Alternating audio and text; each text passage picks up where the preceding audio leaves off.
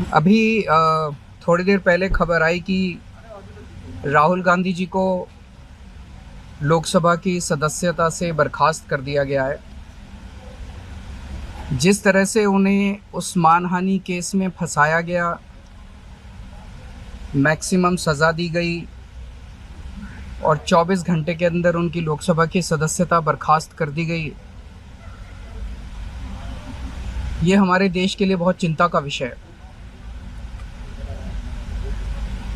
हम जुडिशरी का सम्मान करते हैं, लेकिन जो जजमेंट आया हम उसका समर्थन नहीं करते। जिस तरह से उनकी सदस्यता बर्खास्त की गई है, वो एक कायराना हरकत है, वो एक डरी हुई सरकार की निशानी है।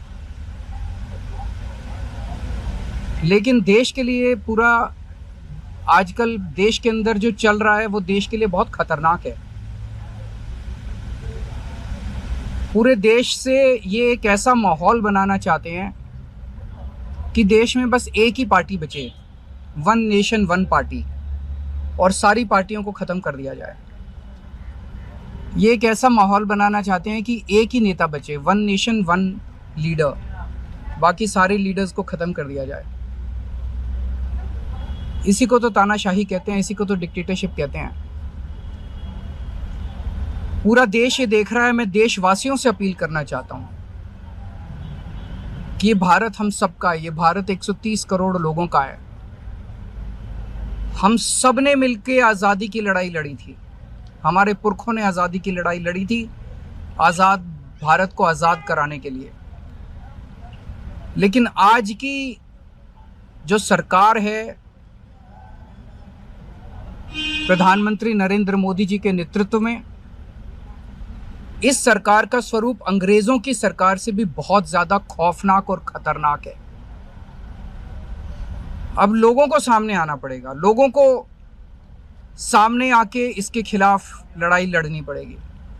अगर हमने भारत को बचाना है तो 130 करोड़ लोगों को एक साथ इकट्ठे होके इस लड़ाई में शामिल होना पड़ेगा। सरकार किसी की बने, कल को सरकार चाहे इसकी बने चाहे उसकी बने, इस पार्टी की बने उस पार्टी की बने, वो ज़रूरी नहीं है। लेकिन जिस तरह से जनतंत्र के ऊपर हमला किया जा रहा है वो सही नहीं है। अगर कांग्रेस पार्टी से देशव्यापी आंदोलन बना रही है तो क्या विपक्षी पार्टी से भी आप चाहते हैं इसके साथ जुड़े? पार्टियां इंपॉर्टेंट नहीं है, मैंने कहा लोग इंपॉर्टेंट हैं।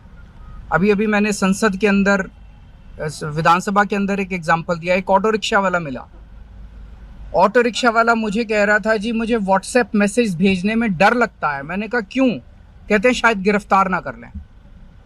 इस देश के अगर एक ऑटो रिक्शा वाले को व्हाट्सएप मैसेज भेजने में डर लगता है तो आपने 130 करोड़ लोगों को डरा के रखा हुआ है। ऐसे देश कैसे चलेगा? डर डर के लोग कैसे जिएंगे? और क्यों डर डर के जिए? हम, हमारा देश है, हम आज़ाद भारत के आज़ाद नागरिक हैं, हम क्यों डर डर के जिए? पूरे देश को व्यापारी डरा हुआ है, किसान डरा हुआ है, मजदूर डरा हुआ है, नेता डरे हुए हैं, सब लोगों को डरा के रखा है। जुडिशरी डरी हुई है, जज डरे हुए हैं, मीडिया वाले डरे हुए हैं, सबको धमकाते हैं ये लोग, सबको ईडी और सीबीआई और इनकम टैक्स की धमकी देते हैं लोग। सर, इससे पहले हमने देखा कि आप लोगों के कांग्रेस के साथ रिश्ते काफी खराब रहे, लेकिन आज 14 वो इम्पोर्टेंट नहीं है। हमारे आपस के रिश्ते इंपॉर्टेंट नहीं है। इस टाइम देश को बचाना इंपॉर्टेंट है। मीडिया के ऊपर प्रहार हो और मैं अगर कहूं कि मेरी इस चैनल से बनती नहीं है, वो इंपॉर्टेंट नहीं है। किसी से बनती है या किसी से नहीं बनती, इससे व्यक्तिगत अच्छे रिश्ते हैं कि व्यक्तिगत बुरे रिश्ते हैं, वो इंपॉर्टेंट नहीं है। 130 करोड़ लोगों को, सब लोगों को साथ आना पड़ेगा।